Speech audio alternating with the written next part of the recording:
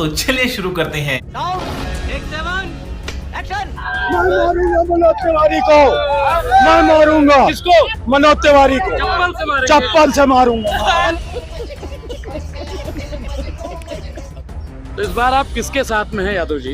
इस बार हम गठबंधन के साथ में हैं और कन्हैया कुमार जी यहाँ से जो है लगभग 2.5 से 3 लाख वोटों से जीत रहे हैं। 2.5 से 3 लाख वोटों से जीत रहे हैं। ये मेरा कोई हाँ मेरा हवा हवाई मैं आपसे बात करूंगा। वकील आप ही और मैं हवा कर रहे हैं बात नहीं कर रहा हूँ। आप क्या कर रहे हैं? फंस गया। मैं आपसे पूरी बात आप क्या कर नमस्कार दोस्तों, स्वागत है आप सभी का मेरे आज के इस नए वीडियो में।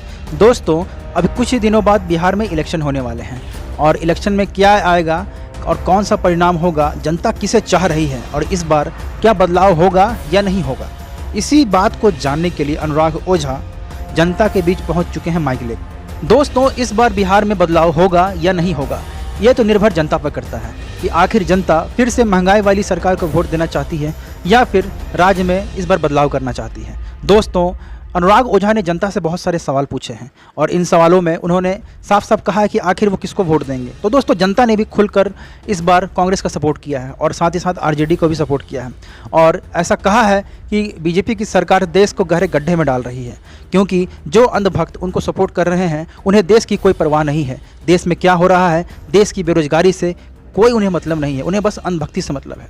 दोस्तों, एक युवक ने तो मनोज तिवारी जी के बारे में बहुत ही गलत बात बोला है और उन्हें मारने तक के लिए दौड़ पड़ा। दोस्तों, जैसा कि वीडियो में आप देख सकेंगे, दोस्तों बिहार के जो नेता है मनोज तिवारी जी, वे अपनी बेइज्जती खुद ही करवाते हैं। तो दोस्तों देखिए, आइए आखिर वीडियो में क्या हुआ है और वीडियो में आगे की बातचीत करेंगे। साथ ही साथ आप कमेंट बॉक्स में अपनी राय देना ना भूलें। तो दोस्तों, तब तक डायरेक्ट चलते हैं वीडियो में और फिर आगे की बातचीत करते हैं।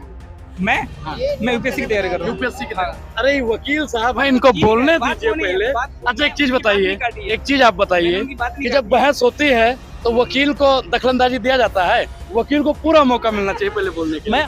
ये बड़ी अच्छी बात कही आप।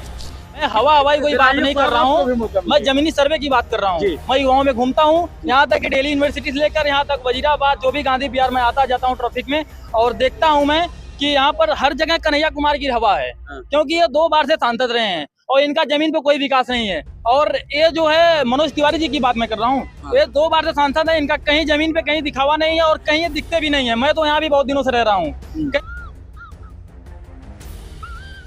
कहीं इनका पता नहीं चलता है। इनका फिर सोशल मीडिया पे सिर्फ विकास है। यहाँ पर जो आप विकास देख रहे हैं, जिस सड़क पे आप खड़े हैं, ये जो है कांग्रेस की देन है।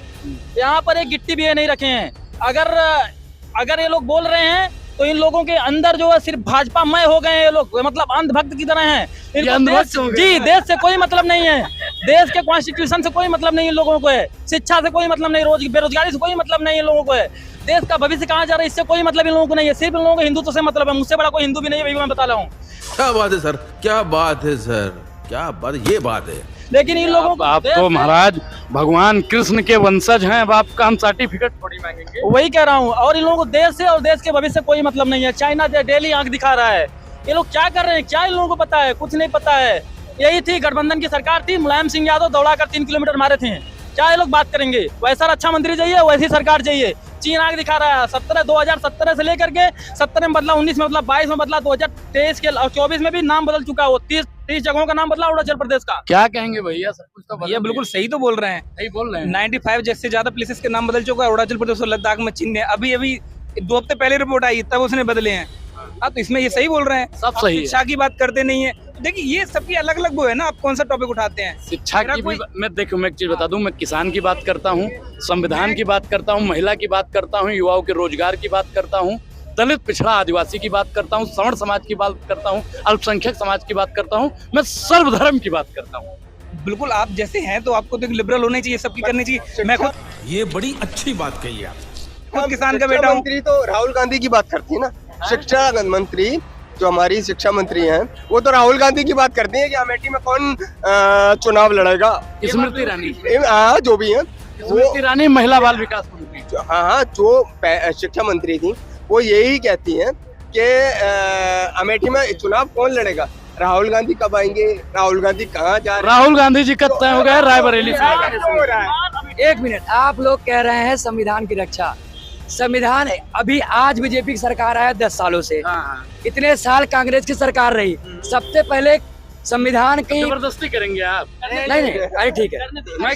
सबसे पहले मुख्य न्यायाधीश जो कॉलोनिज्म सिस्टम से हुआ करता था, सबसे पहले 1973 में कांग्रेस ने 2 जो वृद्ध न्यायाधीश थे, उसके बावजूद भी तीसरे आदमी को उन्होंने मुख्य न्यायाधीश बना दिया। ये तो लेटेस्ट न्यूज है। प्रस्तावना में किस प्रकार परिवर्तन किया, इससे कोई भी वंचित नहीं है।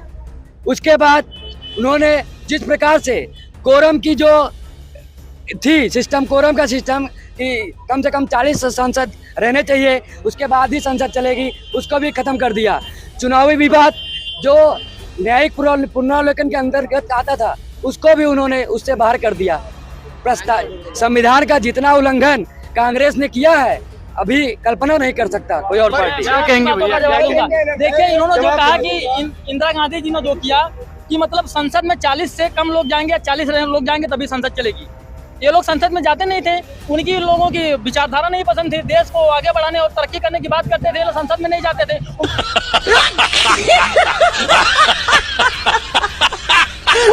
उनको मजबूर होकर कानून को लाना पड़ा। आप इस चीज को समझिए, वो ऐसा क्यों किए हैं? बहुमत की सरकार आपकी थी, बहुमत की सरकार आपकी थी। बहुमत की सरकार थी, हमारी बहुमत की सरकार तो 1900 सुनिए, हमारी तो 400 पार 1984 में राजीव गांधी के समय थी। हमने तो कानून नहीं बदला, हमने तो कॉन्स्टिट्यूशन बदलने का नाम नहीं लिया।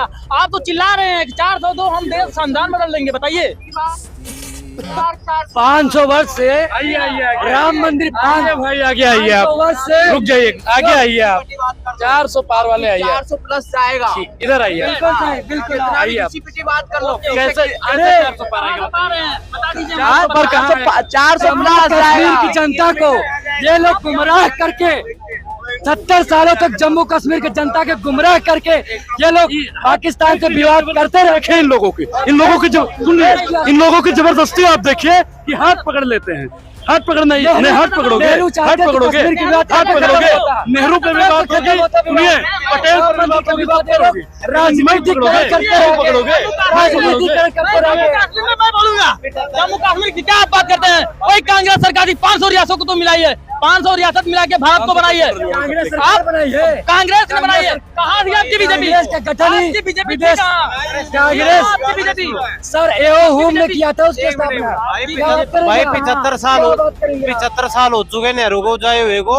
अब बात है मोदी की। मोदी पे यार वो लद्दाख तो रुका नहीं यार, उस पे अरुणाचल प्रदेश तो रुका नहीं उस पे। इनको समझाइए, इनको बंद करो हाथ जो यार 75 साल हो चुके, क्या नेहरू की बात कर रहे हो? जो करंट की बात है उसकी बात करो ना यार। आप यार किसकी बात कर रहे हो? इन नेहरू पर अटके हुए हैं यार। अरे नेहरू नहीं समझा सकता, भाई, को कोई नहीं समझा सकता, कोई नहीं समझा सकता। कोई सी भी बात कर लीजिए, 400 प्लस जाएगा। ऐसे जाएगा मगर क्यों? भ्रष्टाचार में कोई सा भी हो, अरे देश के मोदी कुछ भी हो, कुछ किया या नहीं किया, मोदी जी ने कुछ किया या नहीं किया, दुनिया जानती है क्या क्या बताइए आप? बहुत कुछ किया है। कितना गिरा है, क्या चीज हो, क्या आज इंडिया ना नंबर 1 पे है। नहीं आज किसी में कर्जदारी में इंडिया गठबंधन नंबर 1 पे, मेरा भाई सही कह रहा है। इंडिया गठबंधन नंबर 1 पर है और एनडीए नंबर 2 पर भी नहीं, 3 पर भी है। इंडिया गठबंधन, भाई ने बोल दिया, इंडिया गठबंधन नंबर 1 पर है। संदेश देना चाहता हूँ, राहुल गांधी पीएम बनने वाले हैं 4 जून को। सुन लीजिए, राहुल गांधी पीएम बनने वाले हैं, इंडिया गठबंधन की सरकार बनने वाली है। भाई प्रधानमंत्री कोई भी बने पर मोदी नहीं बनेगा इस बार। मोदी नहीं